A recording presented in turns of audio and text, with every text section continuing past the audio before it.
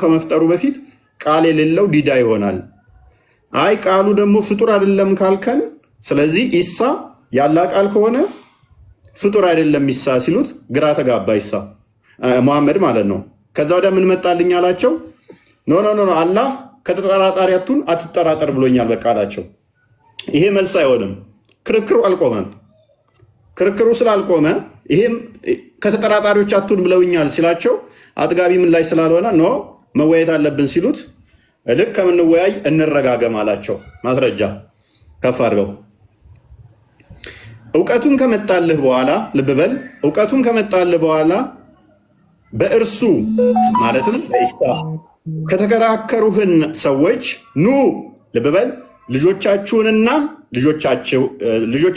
ልጆቻችሁን ሴቶቻችሁንና ሴቶቻችንንም ነፍሶቻችንንና ነፍሶቻችሁን እንጥራ። ከዚያም አላህን አጥብቀን እንለምን፣ የአላህም ቁጣ በውሸታሞች ላይ እናድርግ በላቸው አለ።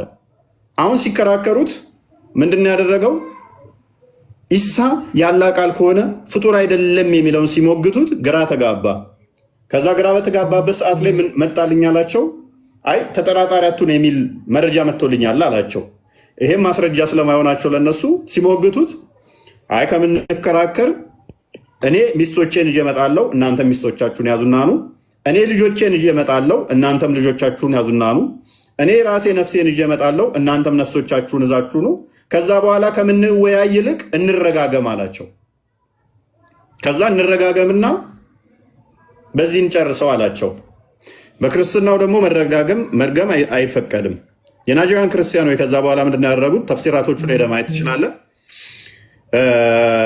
ሮሜ ምዕራፍ 12 ላይ ቁጥር 14 እንዲሁም ደግሞ ማቴዎስ ወንጌል ምዕራፍ 5 መመልከት ትችላለህ።